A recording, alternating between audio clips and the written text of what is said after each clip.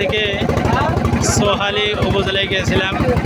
Islamic foundation কর্তৃক আয়োজিত শিক্ষকদের প্রশিক্ষণ কর্মশালা হয়েছে 2 দিন ব্যাপী। আজ প্রথম দিন, আগামী আবার যাওয়া হবে। তো এখন বেরবাদে আবার আসলাম সোহালি উপজেলায় থেকে। সবাই চলে আসছি, আমাদের চলে আসছি। খুব ভালো লাগলো। অনেকদিন পর নৌকায় আসলাম, অনেকদিন পর নৌকায় ভ্রমণ করলাম। আসলে বেরবাদটা খুব সুন্দর এবং এখানে অনেক পার করছে।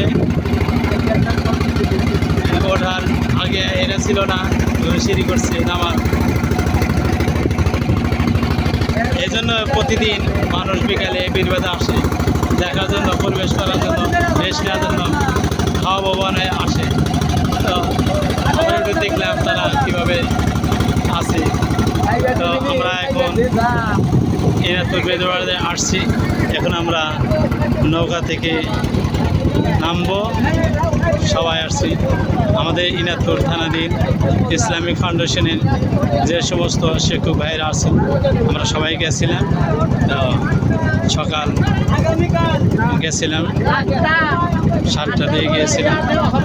কালকে যাওয়া হবে আবার ইনশাল্লাহ, 2 দিনকার কর্মশালা। তো ঠিক আছে,